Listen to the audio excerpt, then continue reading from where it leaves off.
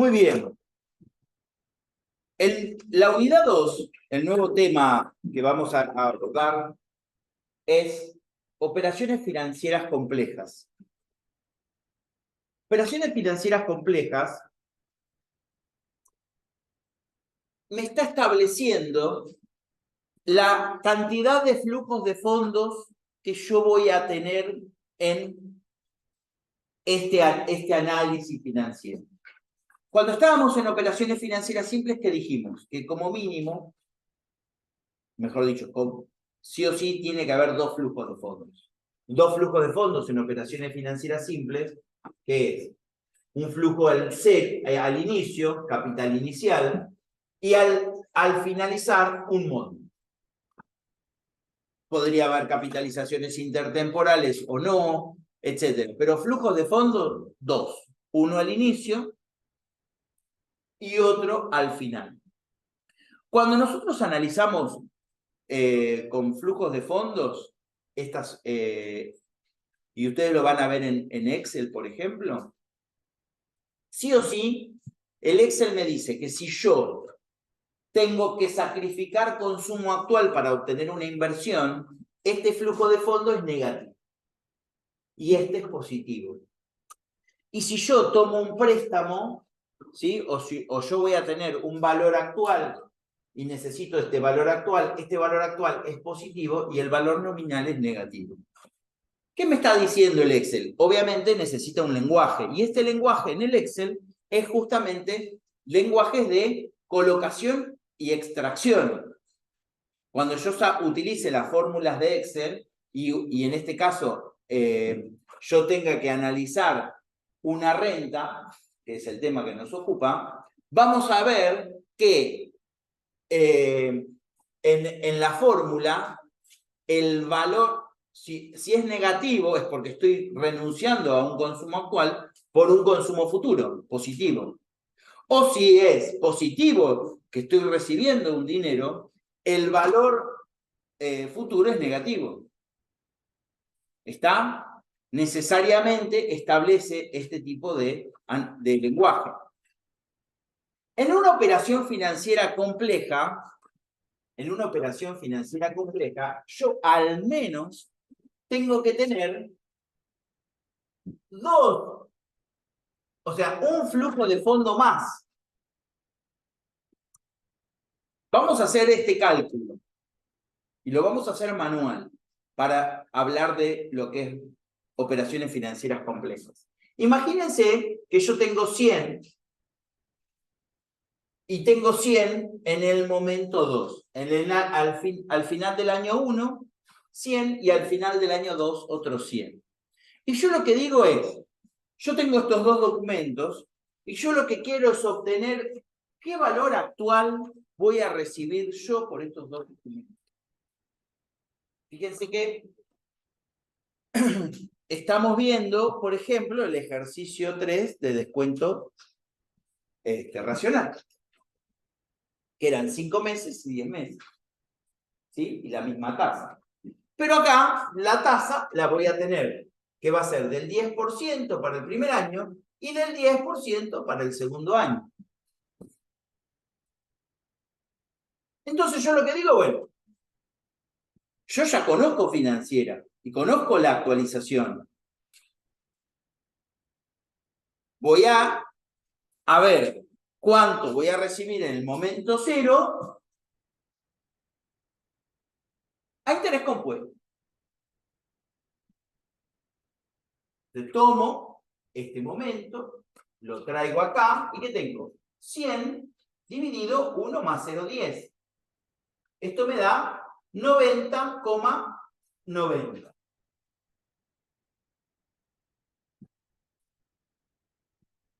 Y estos otros 100 los traigo para acá y tengo estos 100 dividido 1 más 0,10 al cuadrado. Y esto creo que me da 82. Ahora no estoy compartiendo. Voy a usar el Excel como...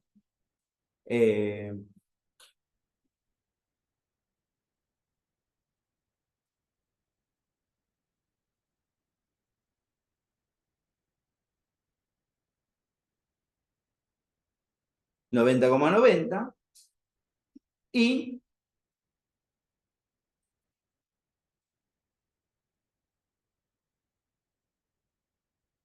en el periodo 2, 82,64. 82,64. Y lo sumo. Y sumo estos dos. 173,55. Si en vez de tener dos flujos de fondos yo tuviera tres, si en vez de tener dos flujos de fondos yo tuviera tres, hago lo mismo. Digo 100 por 1 más 0,10 al cubo. Esto me da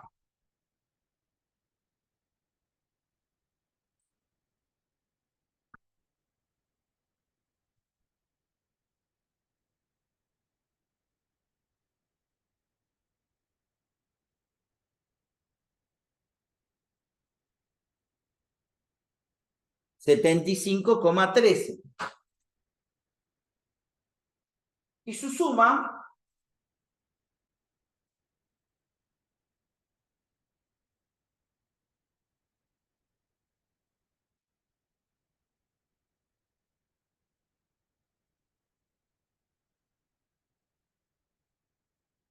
$248,68.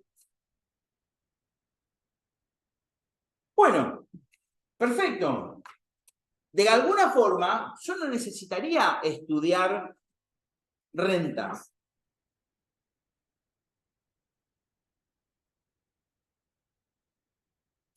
De alguna forma, yo no necesitaría estudiar rentas, conociendo bien la unidad 1 y las operaciones financieras simples, sabiendo que cada una de estas operaciones financieras se puede hacer de esta forma.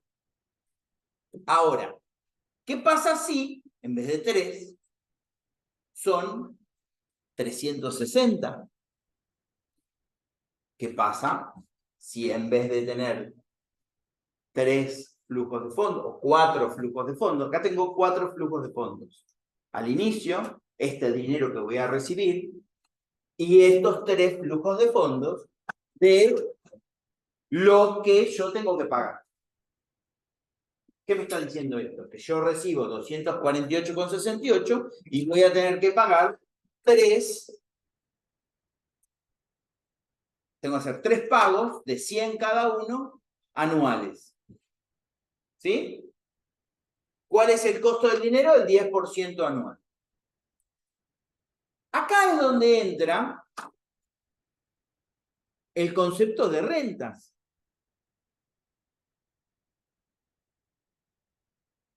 ¿Sí? Entonces, ¿qué me dice? ¿Qué es una renta? ¿Qué es una operación financiera compleja? Entonces yo acá tengo dos acepciones. Yo me voy a guiar por la del sentido amplio, que es que un conjunto de prestaciones finitas o infinitas con vencimientos diversos, vencimientos equidistantes o diversos, cada una de las cuales se denomina término de la renta. Entonces yo acá aprendí una cosa. Término de la renta. Este es el término de la renta o cuota. Cuando quiero acotar esta definición, lo que yo digo es sucesión de pagos con vencimiento en épocas equidistantes, ¿sí? A la cual voy a llamar intervalo. Y estos intervalos son iguales. Estos intervalos son iguales. Parece que genera interés ahí, intervalo.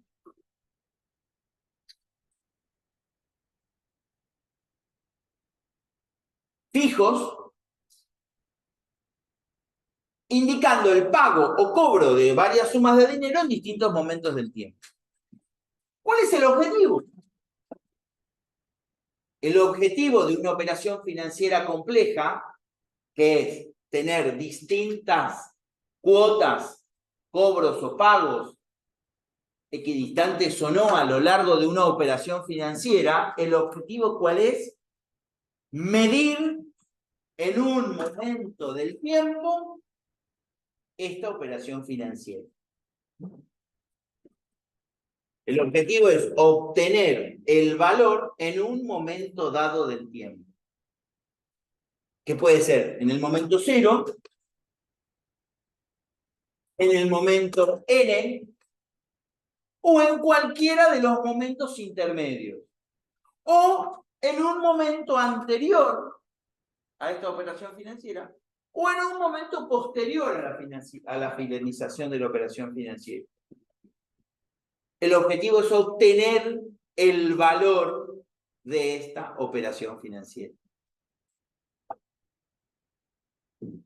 Entonces, lo que tenemos acá son cuestiones nuevas, así como la nomenclatura cambiaba cuando hablábamos de régimen de capitalización con régimen de actualización. Acá también tenemos que el término o cuota de la renta, que es en este ejemplo serían los 100, el intervalo entre cada uno de los términos o cuotas de la renta, que es el espacio que hay, en este caso es 1 año, la duración, que en este caso es 3, la duración es la cantidad de operaciones financieras que yo voy a, perdón, la cantidad de términos que yo voy a tener en esta operación financiera.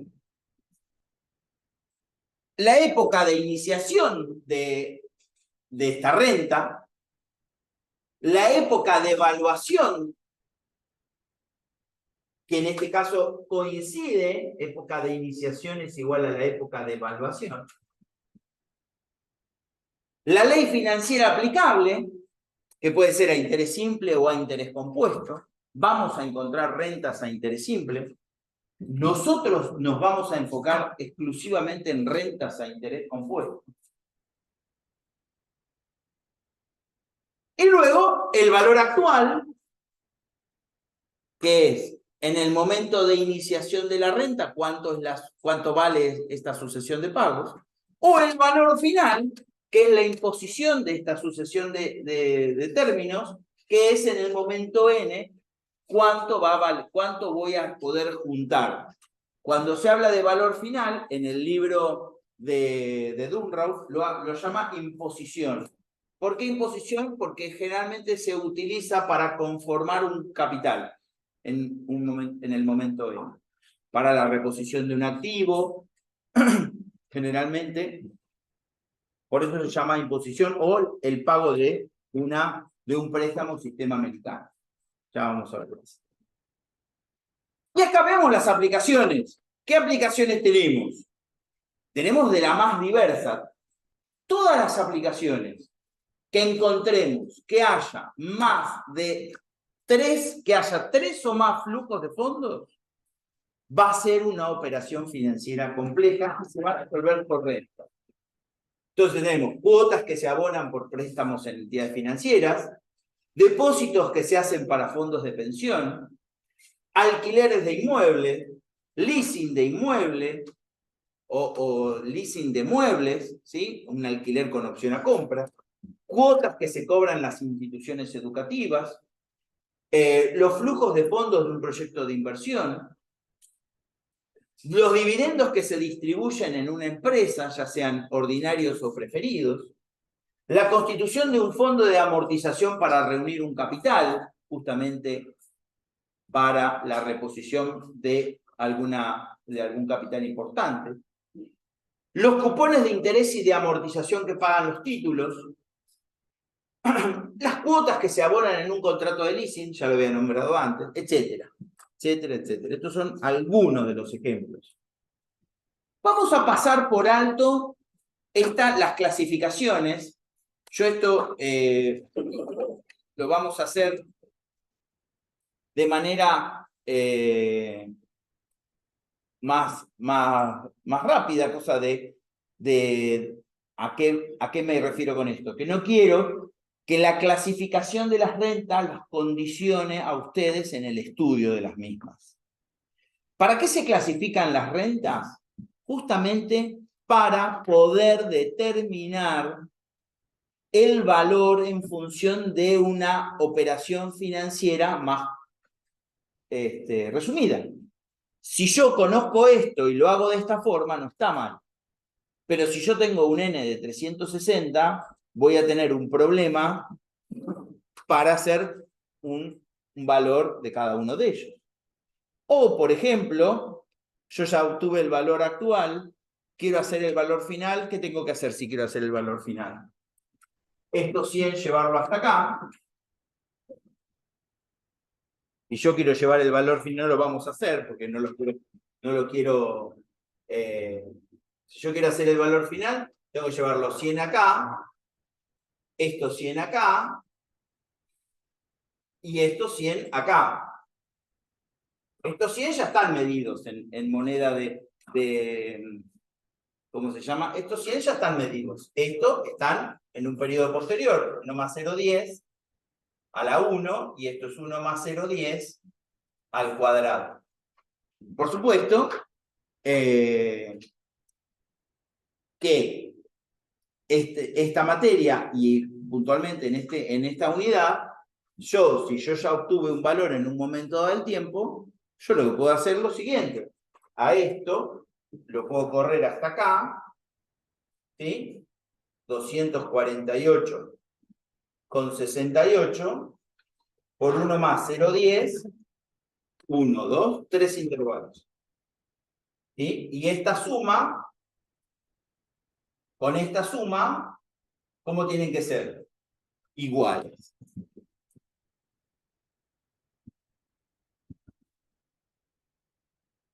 Obviamente, todo esto que expliqué acá no serviría de nada. O sea, ¿para qué aprendo rentas si yo lo puedo hacer así? O digo, bueno, perfecto, pero yo lo que tengo que saber es de dónde surgen las rentas y de dónde surgen las fórmulas. Después no me va a importar saber la fórmula, o mejor dicho, saber el procedimiento de cálculo, el álgebra. ¿Está bien? O sea, sacar las dos raíces que yo puedo llegar a tener en un ejercicio de tasa de interés de un polinomio de grado 2, sí, es muy lindo saber el teorema de Pascal. Y si el polinomio es un polinomio de grado n, ¿cómo hago? ¿Sí? Aplico L'Hopital. ¿No? ¿Verdad que no? A ver, justamente las matemáticas nos dan la herramienta, pero luego la herramienta va a quedar como soporte en algún caso, por ejemplo, para saber, no sé, despejar n de un exponente. Yo uso el Excel me lo despeja automáticamente. Yo pongo los datos y automáticamente me lo despeja. ¿Sí?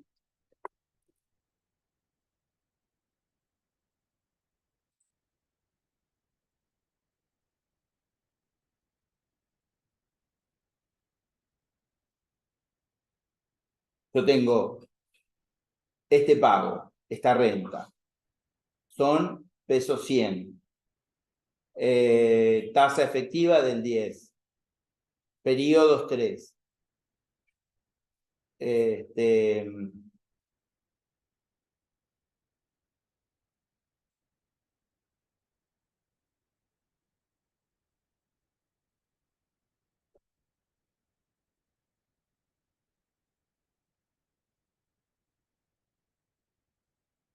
¿Sí? Ahí tengo los 248,69 que saqué ahí. Ya me lo sacó. Tengo la fórmula. ¿Sí? Ahí tengo la fórmula. No necesito saber financiera teniendo el Excel. Perfecto. Pero acá, si yo le cambio a esto, le pongo un 1, me dio otro número. ¿Qué hice? Hice macana. ¿Está bien? El Excel se basa en esto. Yo tengo que conocer esto para saber qué información le tengo que cargar al Excel para que el Excel me dé el resultado que yo quiero. y la ejercitación con el Excel te va a servir para aprender financiera. Fórmulas, en el Excel están todas las fórmulas matemáticas conocidas resueltas. Matemáticas, trigonométricas, financieras, lógicas, etc. O sea, si vos vas acá a lo que es funciones, vos vas a encontrar un montón de funciones de financiera, fecha y hora, matemáticas, texto, lógica, información, ingeniería, etc. O sea, yo puedo utilizar, pero tengo que saberlas utilizar. ¿Está bien? Entonces, si yo las quiero utilizar, yo tengo que saber algunas cosas de rentas, entre ellas clasificaciones. ¿Sí? Entonces, en la clasificación que vamos a encontrar, la clasificación va a estar dada por los parámetros que vimos. La vamos a mencionar rápidamente porque no tiene mayor sentido. Tenemos aleatoriedad, importe de las cuotas, duración de la renta, relación entre cuotas y capitalización, momento de la cuota, relación entre inicio y evaluación, ley financiera e intervalo entre los periodos.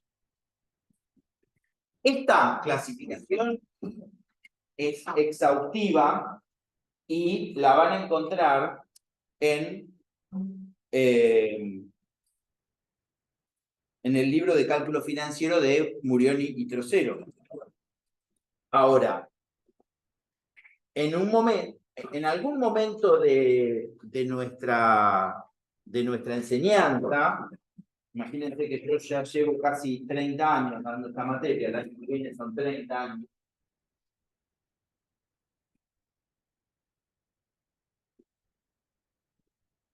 Se enseñaba cálculo financiero, que es que saber deducir las fórmulas a través de la clasificación. ¿Por qué? Porque esto no existían las computadoras, o eran muy incipientes, o no estaban al alcance de todos. Los programas venían enlatados y los hacíamos nosotros con los profesionales del sistema.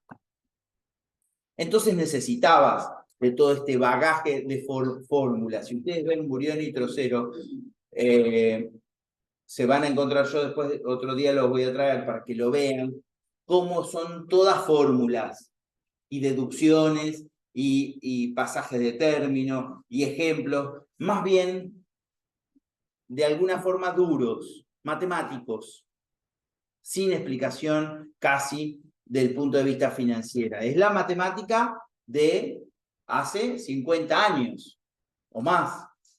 Esto ha cambiado. Entonces, pasamos la clasificación. Yo se esto lo tienen, lo vamos a borrar. Así despejamos el pizarrón.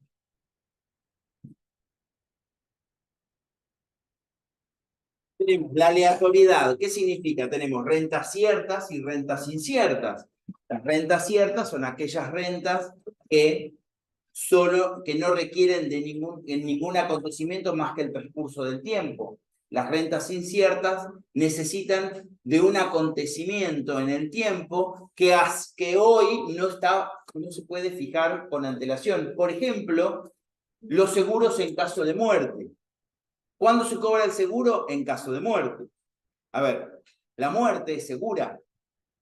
Lo que no es seguro, lo que no se puede calcular a priori, es la fecha de muerte. ¿Sí? Eso sería catastrófico para la sociedad.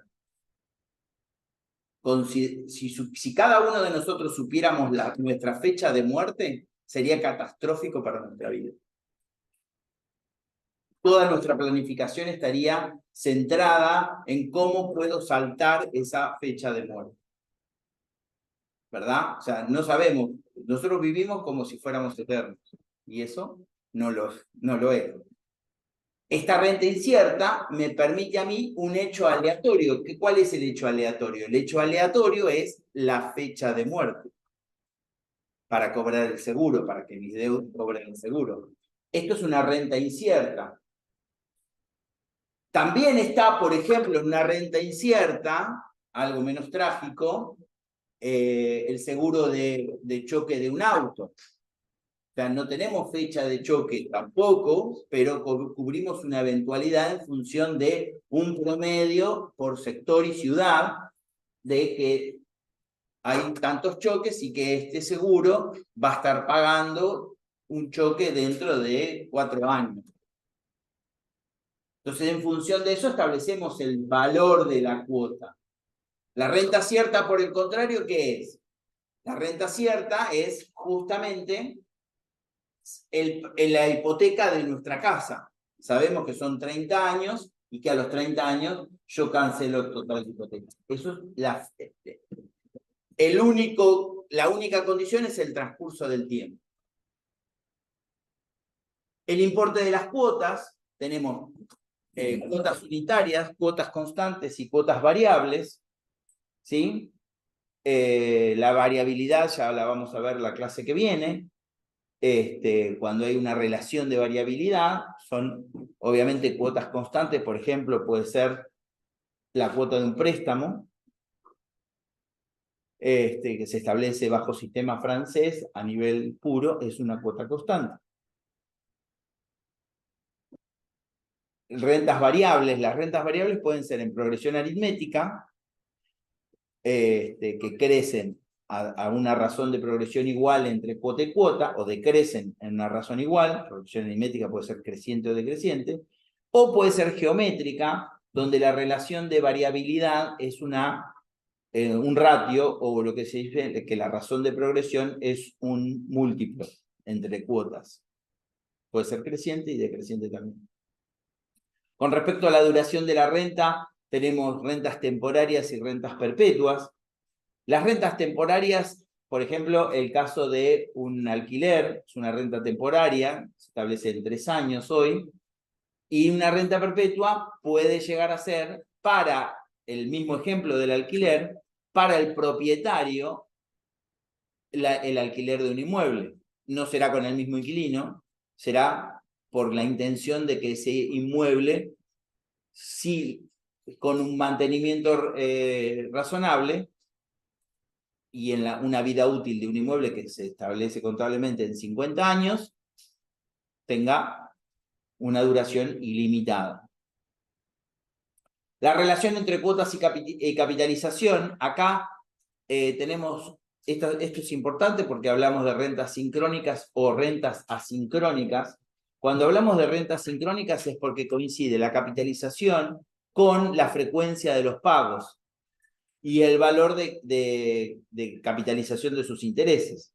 Coincide, es en ese ejemplo, que anualmente la frecuencia de capitalización es 1 y la tasa de interés también es, la tasa efectiva también es 1 y los pagos también son anuales. Cuando hablamos de rentas asincrónicas, puede haber no coincidencia entre todos, entre la capitalización de la tasa de interés, entre la frecuencia de los pagos, entre lo que es la tasa de interés respecto de la frecuencia. No se las llama rentas fraccionadas o subperiódicas. Este tipo de rentas asincrónicas, nosotros lo que vamos a hacer es transformarlas en sincrónicas, hacer una equivalencia en la renta asincrónica para resolverlo como renta sincrónica. El momento de la cuota es en el intervalo, como se fijan ahí, en el intervalo tenemos cuotas de pago adelantado o cuotas de pago vencido. Por ejemplo, en un préstamo, los pagos son vencidos. Yo retiro el préstamo hoy y el primer pago lo hago a 30 días. En el caso de alquileres, es pago adelantado. Yo empiezo a usar el inmueble hoy y hoy pago el primer alquiler. ¿Sí? Fíjense cómo es el eje de tiempo. Esto, fíjense que yo estoy insistiendo mucho con el tema del eje de tiempo para que ustedes lo resuelvan en la práctica con los ejercicios y escriban los flujos de fondo. Esto es muy importante que lo hagan, que les va a ayudar a la resolución del práctico. Renta adelantada, fíjense, ¿Qué significa renta vencida? Renta vencida, el último término, termino el préstamo, pago la última cuota, se terminó la renta. Renta adelantada, el alquiler, cuando llego al último mes, pago el último mes, y cuando me voy, al finalizar el mes. ¿Se entiende? O sea, fíjense que el intervalo continúa en una renta adelantada, un intervalo más de del último pago. La relación entre inicio y evaluación, nosotros acá tenemos la época de inicio y la época de evaluación. Si son coincidentes, como era el caso del ejemplo que nosotros mostramos recién, si son coincidentes, decimos que son rentas inmediatas. Renta inmediata es aquella renta donde coincide la época de inicio con la época de evaluación. Cuando hablo de rentas diferidas, estoy hablando de que la época de evaluación, ¿sí? O que, mejor dicho, que la época de inicio es diferida respecto de su evaluación. Fíjense que yo tomo un punto de referencia en el tiempo para hablar de diferimiento. ¿Saben? Cuando algo es diferido, es respecto de hoy. ¿Y hoy qué estoy haciendo? Evaluando. Hoy evalúo y la renta comienza en un periodo M posterior a la fecha de hoy. Y cuando hablo de renta anticipada, justamente lo contrario. La renta ya comenzó, fue anticipada respecto de la evaluación. A ver, un ejemplo de renta diferida sería un préstamo con periodo de gracia. Un préstamo con periodo de gracia me está diciendo que yo saco el préstamo hoy, tengo 2 años para empezar a pagar cuotas mensuales. Hay un diferimiento de la renta. El préstamo lo saco hoy, o sea, la evaluación la necesito hoy. Una renta anticipada, ¿qué viene a ser? Viene a ser, por ejemplo, una renta que yo debí cumplir en un determinado tiempo, no cumplí y hoy me están exigiendo la cancelación total de esa renta. Estoy en el medio, un contrato de alquiler que no pagué más el alquiler. Al cabo de 1 año sale la sentencia judicial donde me obligan a pagar el alquiler y a desalojar el inmueble. No pagué ningún alquiler, la renta comenzó hace 1 año y me quedan 2 años. Entonces, como una indemnización, yo tengo que pagar todo el contrato de alquiler en la fecha de hoy y desalojar el contrato. O capaz que continúo, pero tengo que pagar todo el contrato en el momento en el que estoy evaluando. La renta pues ya comenzó. Son ejemplos. Fíjense la renta diferida en el gráfico, cómo funciona, ¿sí? El diferimiento, la época de evaluación con respecto a la época de inicio. La época de inicio es diferida respecto de su evaluación. ¿Está bien? Siempre estoy hablando de un punto de referencia y el punto de referencia en la clasificación es importante para la fórmula que voy a aplicar. ¿Qué tendría que hacer yo en este lapso? Calcular el costo del dinero entre la época de inicio y la época de evaluación.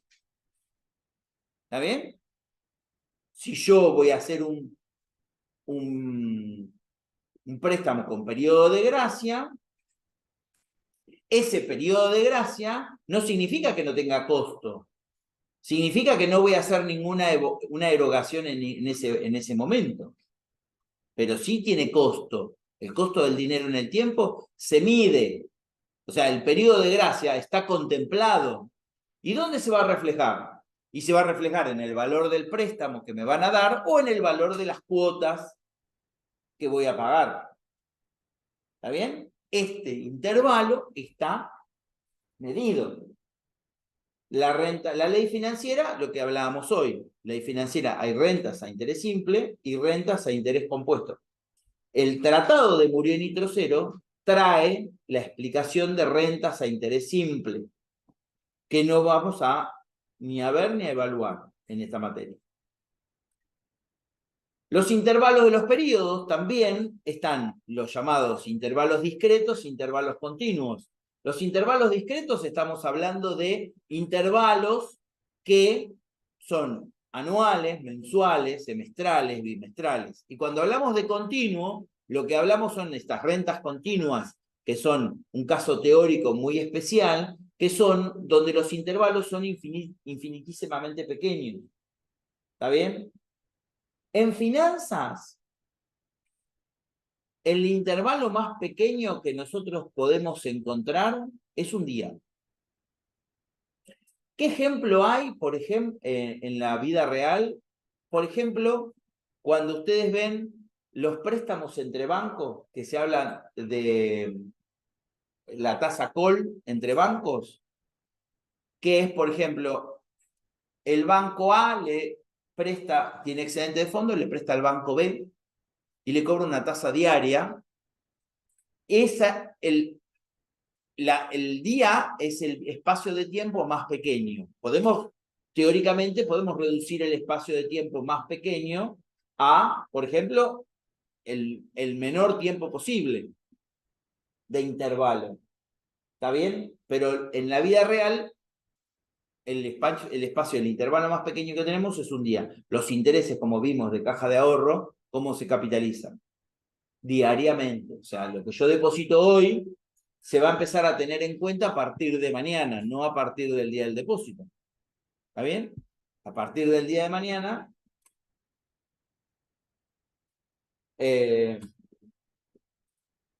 va bien. Y llegamos al punto de lo que es la evaluación de la renta. Entonces, acá sí, nosotros ¿qué tenemos que ver?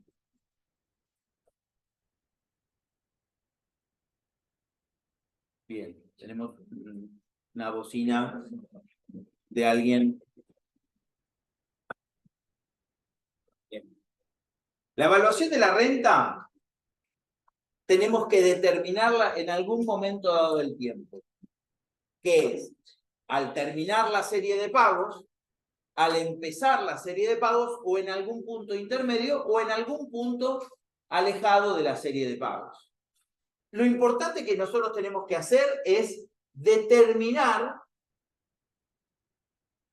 esta serie de pagos. O sea, ¿en qué momento voy a evaluar? Época de inicio, ¿sí? ¿Y en qué momento voy a evaluar? Puedo evaluar acá, puedo evaluar acá, puedo evaluar acá, puedo evaluar acá, o puedo evaluar en algún punto intermedio.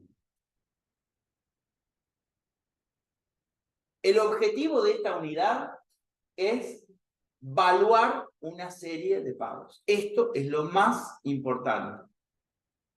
¿Sí?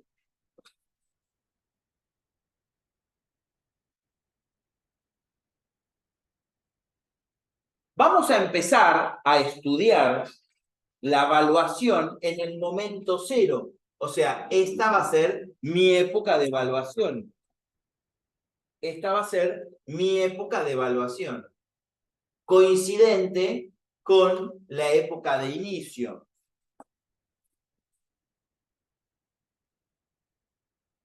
Y para ello, para deducir esta fórmula, yo voy a tomar, esto no escriban, lo tienen acá en la filmina, voy a utilizar una renta temporaria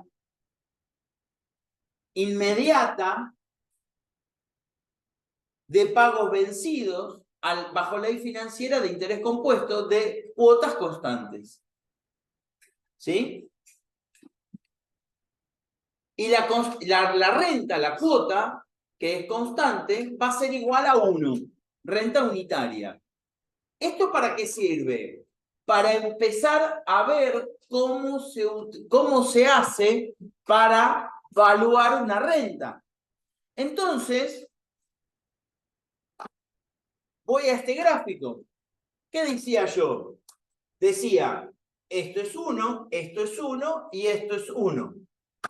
Yo quiero ver, esta es la tasa I, es la tasa I y es la tasa I. ¿Qué otra característica tengo que tener? que la tasa de interés del costo del dinero por el intervalo entre este momento y este momento es igual entre este momento y este momento, y va a ser igual entre este momento y este momento. O sea, la tasa de interés son iguales en toda la duración de la renta. Estoy limitando la deducción de esta fórmula. ¿Para qué? Justamente para hacer esto.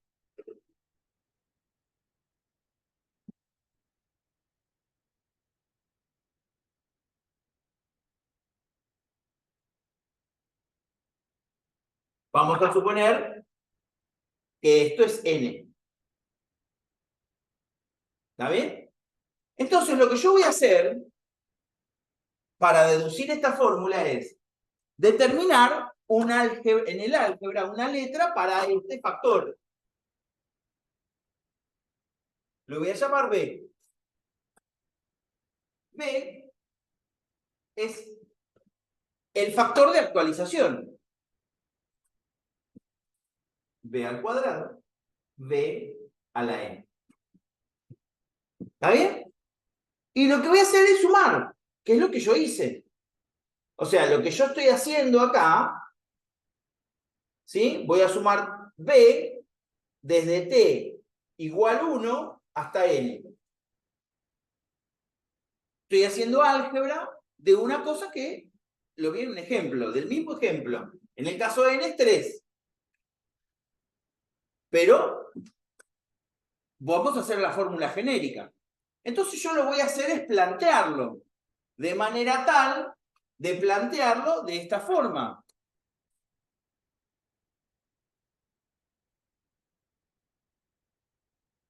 De plantearlo de esta forma. La sumatoria, ¿sí? La sumatoria desde t igual 1 hasta n va a ser igual a b a la 1 más b a la 2 más b a la n.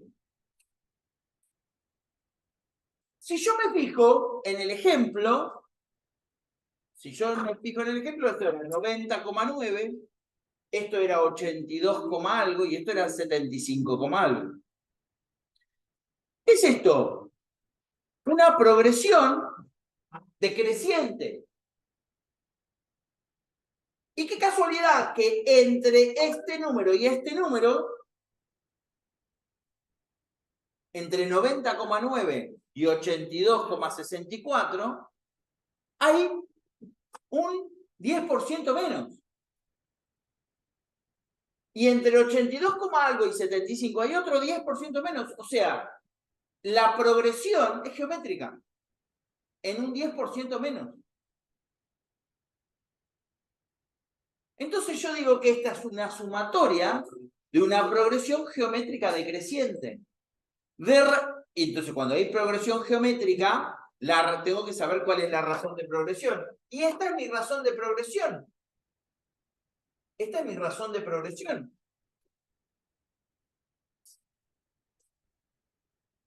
Me voy al álgebra de las progresiones geométricas. Si yo quiero saber el término de un término X, ¿sí? De una variable A, vamos a poner otra variable, vamos a ponerle el término del término de X, digo, es el término 1 por la razón de progresión, ya que usamos esta, el término 1 por la razón de progresión a la n-1. Entonces, si yo quiero conocer el término 3, es el término 1, que era 90,9, por la razón de progresión, que es 1 sobre 1,10 a la 3 menos 1. Si yo saco esto me da 75, algo. O sea, me da el tercer término. ¿Esto qué me está demostrando? Me está demostrando que estoy ante una progresión geométrica. ¿Para qué les explico esto? para que ustedes entiendan de dónde sale la fórmula. Esto me voy a olvidar de esta situación. No me va a importar el análisis algebraico. No copien de esto porque está ahí. Esto no importa para nuestra materia. Lo que importa de lo que yo les estoy diciendo es la deducción que yo quiero hacer de una renta y a dónde quiero llegar. Entonces, ¿yo qué tengo que saber? ¿A qué es igual esta suma? Si son 3, ya sabía, la hice sencillo, 273. Ahora, si son n, si son 360.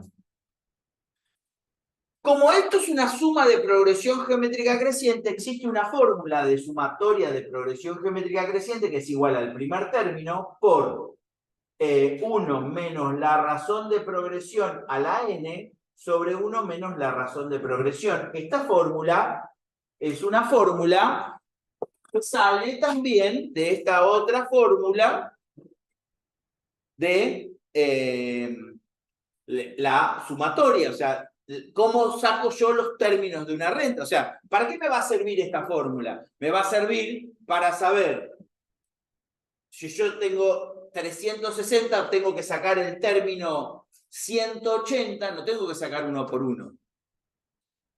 Tengo el primero, la razón de progresión, 103, en este caso sería 180, porque este sería el punto, 180 menos 1. Que en realidad esto sería así, n. ¿Está bien? El término, si quieren ponerlo, mejor, x acá y x acá. ¿Está bien? O sea, el término x va a ser el término 1 por esta progresión. Si yo saco, en función de esa fórmula, puedo sacar cualquier término del polígono. Tengo un polígono. Un polinomio tengo. No un polígono. Tengo un polinomio. Tengo un polinomio que es una suma de progresión geométrica decreciente. La fórmula de la sumatoria de progresión geométrica decreciente es esta. Ahí está explicado. ¿Esto cómo llego? Llego de esta forma. ¿El primer término cuál es? B. 1 menos la razón de progresión. La razón de progresión también es B, a la n. Sobre 1 menos B. Si yo resuelvo esto, 1 menos B, 1 menos B es igual a 1 menos 1 sobre 1 más I. Esto me queda 1 más I, 1 más I menos 1. Y esto me queda, esto se elimina, a I sobre 1 más I. O lo que es lo mismo, I por B. Entonces yo tengo B por 1 menos B al cuadrado sobre I por B. Simplifico acá y me queda que la suma es 1 menos B al cuadrado, a la n, perdón, B a la n, B a la n sobre I. Y esta suma es el valor actual de esta suma de progresión geométrica decreciente en este momento del tiempo. A esta fórmula la vamos a llamar cariñosamente ANI. Entonces, si entra en el pizarrón, ANI. ¿Qué es ANI? Es el valor actual de una renta unitaria de término cierto de n periodos a la tasa I. Esta es la nomenclatura vieja. Ustedes van a ver en el libro de Dunrow o en cualquier libro de finanzas que la nomenclatura actual utiliza esta terminología. A 1 n I. ¿Qué es 1? 1 es el término de la renta, ¿sí? La cuota unitaria. N es la duración e I es la tasa de interés. Esto es la terminología que se utiliza. Cuando nosotros vamos al Excel,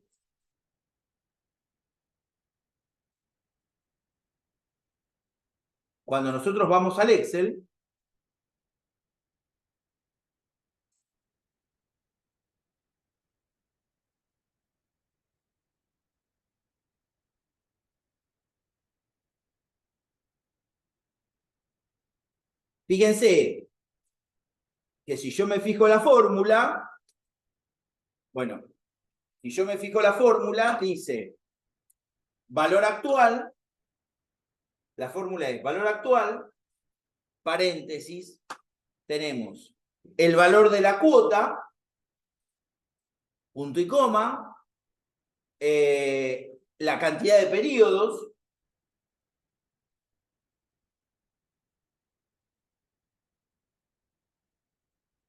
perdón, no es no es, esto es la tasa de interés, la cantidad de periodos, el valor de la cuota,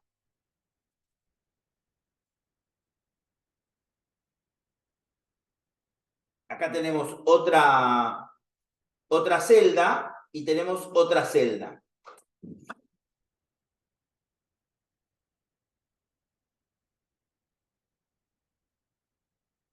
En la fórmula de valor actual, vamos a ver, en la fórmula de valor actual, que es esta que está acá, vamos a ver que tasa, número de periodos y pago o cuota están en negrita. Todo lo que en la fórmula del Excel aparece en negrita es de carga obligatoria. Si no cargo eso, no me va a dar ningún resultado. Y después tengo dos que están en tipología normal. Una que es BF, que sería, ¿qué cosa? El valor final que puedo llegar a tener, un pago extraordinario, y el tipo. El tipo va a ser pago adelantado o pago vencido. ¿Sí?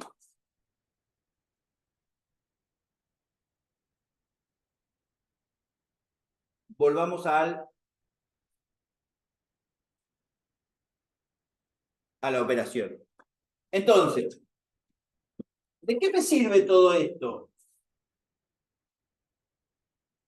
Me sirve para saber la fórmula base del cálculo del valor actual de una operación financiera completa. Entonces vamos a ver que la fórmula me dice de N e I es igual a 1 menos B a la N sobre I. Yo podría escribirla también en función de 1 más I. Entonces la reemplazo. Si yo hago esto, me queda 1 menos 1 sobre 1 más I a la N sobre I. Esto lo reemplazo acá abajo. Esto me queda 1 sobre 1 más I a la N. 1 a la N es 1 sobre I. Y resuelvo esta fracción. 1 más I al cuadrado. A la N, perdón, no al cuadrado. A la N. Esto me queda 1 más I por N a la N. Menos 1. Todo esto sobre I.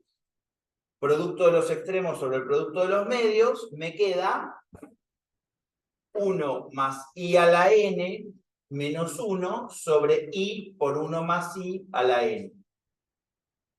Perfecto. O sea, yo lo expreso de esta forma o de esta forma, que es cómo van a aparecer las fórmulas. Ahora, ¿me sirve todo esto que acabo de ver?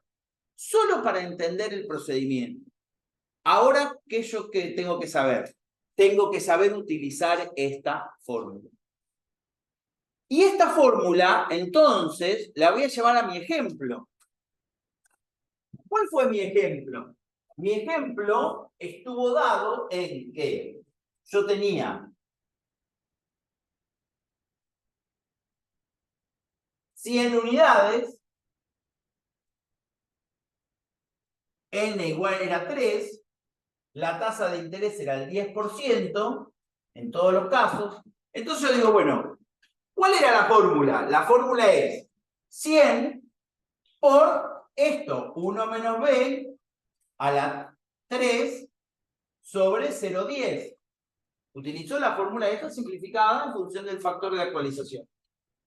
Resuelvo, me queda 100 por 1 menos 1 sobre 1,10 al cubo sobre 0,10.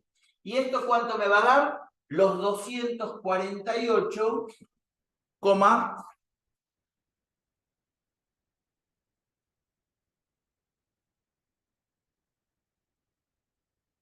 69. ¿Entienden esto? A ver, ¿qué es lo que yo quiero mostrarles? Que yo tengo una fórmula que me reemplaza tres fórmulas. O sea, yo tengo una fórmula que me reemplaza tres fórmulas, o sea, tres cuentas matemáticas. Cambio una por el objetivo de las matemáticas. De esto se trata la matemática. ¿Para qué sirve la matemática? Sirve para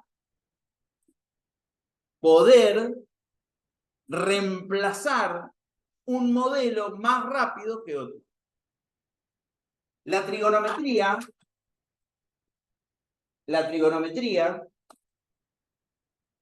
esa cosa de seno, coseno, tangente, secante, ¿para qué se usaba en la antigüedad? Para calcular la altura de una determinada cosa. Lo hacían en función de triángulos equiláteros. A través de la sombra de lo que producía, se hacía la equivalencia y se utilizaba la trigonometría para calcular la altura. ¿Está bien? O sea, no podían llegar hasta la altura de determinada cosa, sino que tenían la sombra de esa altura a una determinada. Tiraban ese triángulo y hacían un equilátero. Para eso sirven las matemáticas. Las matemáticas sirven para resolver operaciones complejas que humanamente no podríamos resolver. En este caso, imagínense que esto fuera 360. Pues entonces lo único que tengo que cambiar es acá. Si yo tengo 360 términos de 100, lo único que tengo que cambiar es 3 por el 360. Se terminó el problema. Eso siempre van a todos los pagos son iguales. Correcto. Fíjate lo que acabas de decir que tiene que ver con lo que estamos hablando. Estamos deduciendo una operación financiera, una fórmula, en función de ciertos supuestos. ¿Qué pasa cuando cambia? Pueden cambiar. Ahí va a estar el desafío de ustedes. Porque esto va a cambiar. Esto que nosotros estamos explicando va a cambiar. Los supuestos están dados en función de lo que vos decís. Que las cuotas sean constantes. Que el costo del dinero en estos intervalos sea el mismo. Y que los intervalos sean el mismo. Que la distancia, que los intervalos entre cuota y cuota sea la misma. ¿Sí? Y que tenga un final. Me baso en esos supuestos y construyo este polinomio. ¿Está bien? Y lo resuelvo. Sumo término a término o sumo en función de esta forma. Fíjense el ejemplo, vamos a borrar porque si no, ahí borramos acá. Fíjense el ejemplo que tengo en la Filmina 23, y ahora que me acuerdo, sí, se las pasé, perdón. Sí.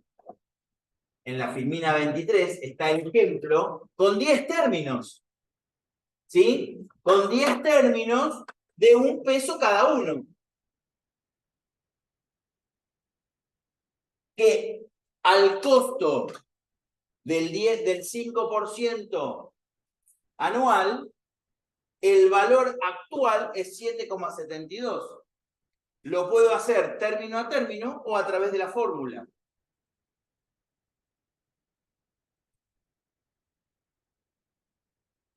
Y tengo las fórmulas derivadas. ¿Qué son las fórmulas derivadas? Entonces, acá es donde yo digo, tengo la fórmula de el valor actual de una renta cierta de término n a la tasa i, multiplico el valor de la cuota por ANI. Fíjate que ANI, ¿qué dije yo? Que era el valor actual de una renta unitaria. Ahora, la cuota no es unitaria, es C. Si yo tengo esto, puedo deducir el valor de la cuota. ¿Cómo lo deduzco el valor de la cuota? Diciendo que el valor de la cuota es el valor actual por la inversa de ANI.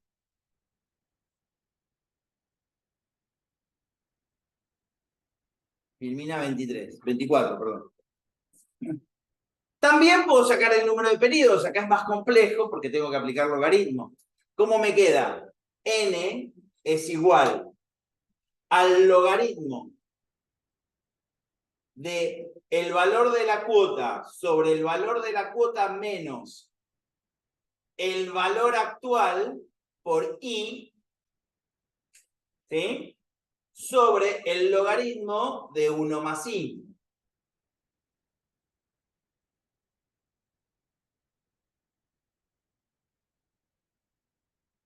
En el Excel existe la fórmula. En el Excel existe la fórmula donde esta fórmula que vemos ahí, ¿cómo se llama? El término de la renta o la cantidad de términos de la renta.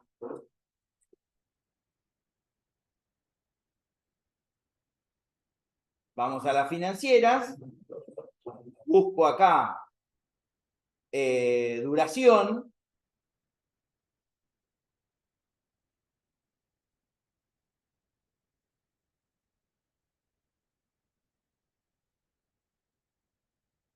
NPER, perdón, NPER me dice, la tasa es el 10% en términos de 1. El pago es 100. Y el valor actual es 248,69. Fíjense que yo ¿qué tuve que hacer? ¿Qué tuve que hacer yo acá? Tuve que, no sé si alcanzan a ver, se ve poco, pero bueno. ¿Qué tuve que hacer? Tuve que cargar los datos en términos de flujo de fondo. O le doy positivo al valor actual y negativo a la cuota, o le doy positivo a la cuota y negativo al valor actual. El resultado no cambia. Lo que tengo que hacer en el Excel es, o es un flujo de fondo negativo el valor actual, o es un flujo de fondo positivo, o viceversa. Pero uno es negativo y otro es positivo. Ojo con eso. Si yo pongo los dos positivos o los dos negativos, me va a tirar error. Me da un número de periodos 2,33 negativo. Eso no puede pasar. ¿Está bien?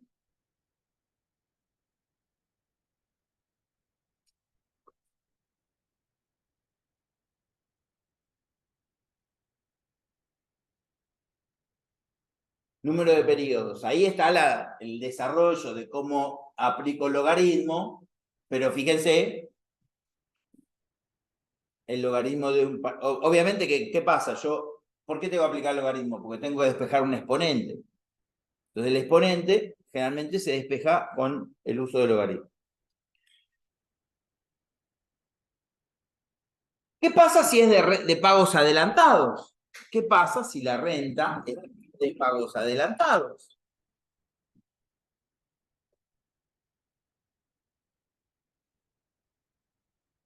Si la renta es de pagos adelantados, también lo vamos a explicar para que ustedes lo tengan. Si la renta es de pagos adelantados, la suma, vamos acá, en 3, este 1 ya está medido. O sea, esto sería 1 por b a la 0. Esto es por b a la 1 y esto es por b a la 2. Fíjense que si yo lo comparo con lo que acabo de hacer, a cada uno de los términos lo actualizo por un término menos. El término 1 que estaba acá, se actualizaba por un término, ahora se actualiza por nada. Si yo sumo, este me da 100, este me da 90,90 y este me da 82, algo. Por lo tanto, esto me va a dar 272, 273,55. 273,55. 82, algo. ¿Está bien? Si yo voy a la suma, si yo voy a la suma de la fórmula, digo, bueno, el primer término, ¿qué es igual? ¿A qué es igual el primer término? Esto en el caso de 100, ¿no? B a la n, B a la 0, por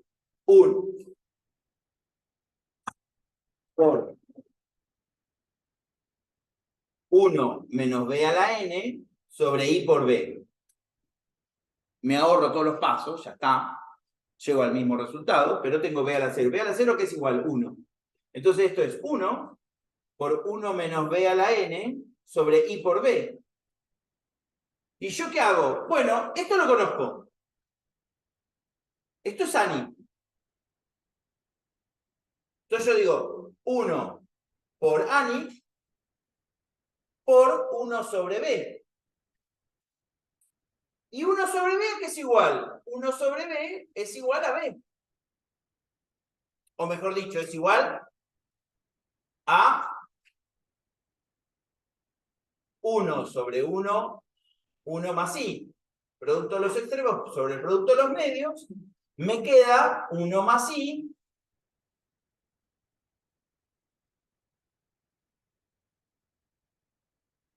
sobre 1. ¿Está bien? O sea, esto es igual a 1 por ANI por 1 más I.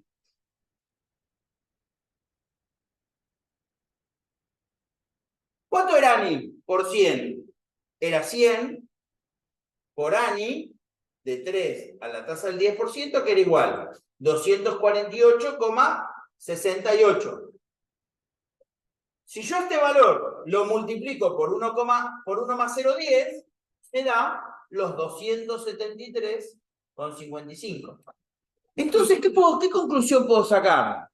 La conclusión que puedo sacar es que el valor actual de una renta de pagos adelantados es igual a la renta de pagos vencidos capitalizado un término.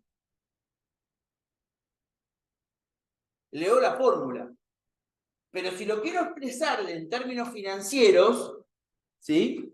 ¿Qué es lo que yo quiero que ustedes intenten hacer cuando yo les pido una explicación de algo? No que me lean la fórmula. La fórmula yo también la leo. Lo que quiero es que ustedes me expliquen financieramente qué pasó acá. ¿Qué diferencia hay entre los 2,73 y los 2,48? ¿Qué diferencia hay? La diferencia que hay es que cada uno de los términos de esta renta necesitó actualizarse por un término menos, por un factor menos. ¿Por qué? Porque al estar al inicio, el intervalo en el cual se afecta no requiere actualización. Miren cómo dije otra cosa distinta de lo que es la fórmula. Dije otra cosa. Cada término no tiene que ser actualizado por el intervalo al cual se afecta. ¿Por qué? Porque está al comienzo de ese intervalo. Por lo tanto, ese intervalo no tiene costo para ese término. El primer término ya está medido en valor actual. Pago el alquiler. ¿Cuánto vale el primer mes de alquiler en términos actuales? Cuando voy a cerrar el contrato. Pues vale el valor del el valor en metálico. ¿Se entiende? ¿Qué pasaría si yo lo pago de manera vencida? O sea, yo entro al alquiler y en vez de pagarlo en términos de pago adelantado, lo pago al fin de mes. Primero uso la cosa, luego lo pago. ¿Qué tengo que contemplar? ¿El costo financiero de ese intervalo? Entonces, la diferencia que existe entre una sucesión de pagos adelantados y pagos vencidos, que yo, en el de pagos adelantados, tengo por cada término un intervalo menos que actualizar. O lo que es lo mismo, y me fijo la fórmula, que el de pagos vencidos, capitalizar cada uno de los términos por el costo financiero. Y por propiedad distributiva, si yo capitalizo cada uno de los términos por el costo del dinero, es como si yo capitalizara el valor actual de toda esa suma por un término.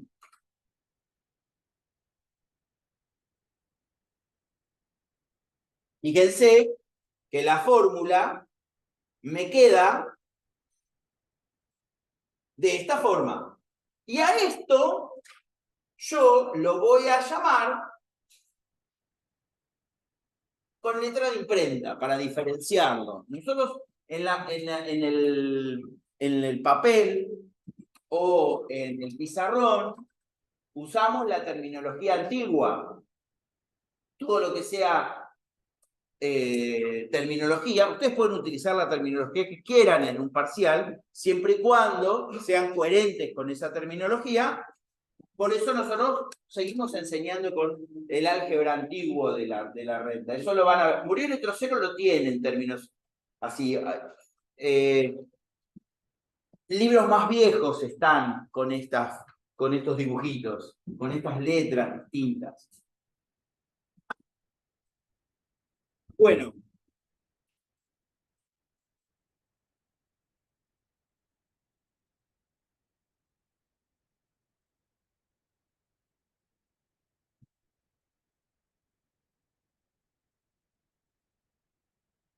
Vamos a mostrar el valor final, pero lo voy a hacer de otra manera. Después vamos a explicarlo, no nos queda mucho tiempo. El valor final de la renta,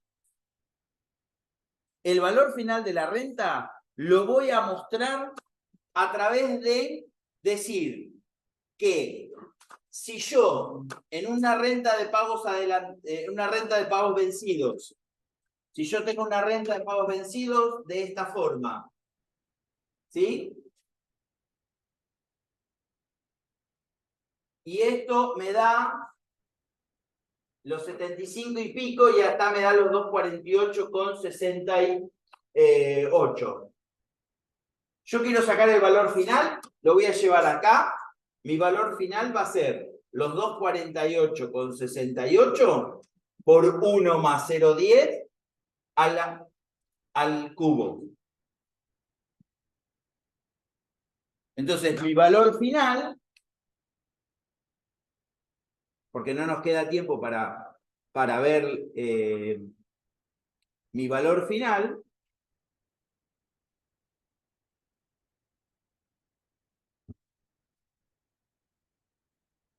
me da 331. Y les voy a dar la fórmula, que también es 331, redondo. Y la fórmula que yo voy a utilizar, no la voy a deducir, sino que la voy a escribir para poder resolver la práctica esta semana. El valor final de una renta cierta de término n a la tasa i es igual a c por s de n de i. Y esto es igual a c por 1 más i a la n menos 1 sobre i. Esta fórmula me va a determinar que si yo aplico estos 100 sobre 1 más 0,10 al cubo menos 1 sobre 0,10, me va a dar los 331. Y si fuera de pagos adelantados, es decir, si fuera de pagos adelantados no tendría este término, ¿sí? No tendría este término, y tendría este término, y esto me da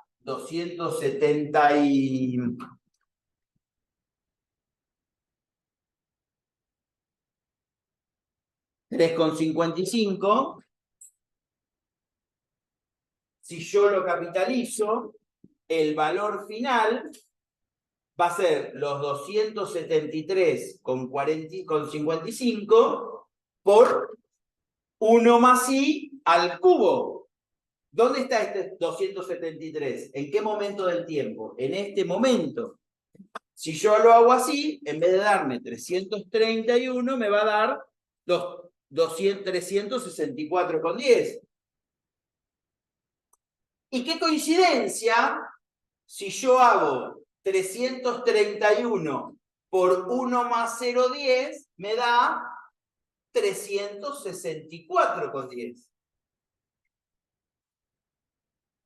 Fíjense, entonces, que el valor final de una renta cierta de pagos adelantados es igual a este término, que es igual a este término por 1 más i. Con estas 4 fórmulas que yo les doy, llegamos a la filmina 33 de esto. Y con esto damos por concluida la clase de hoy.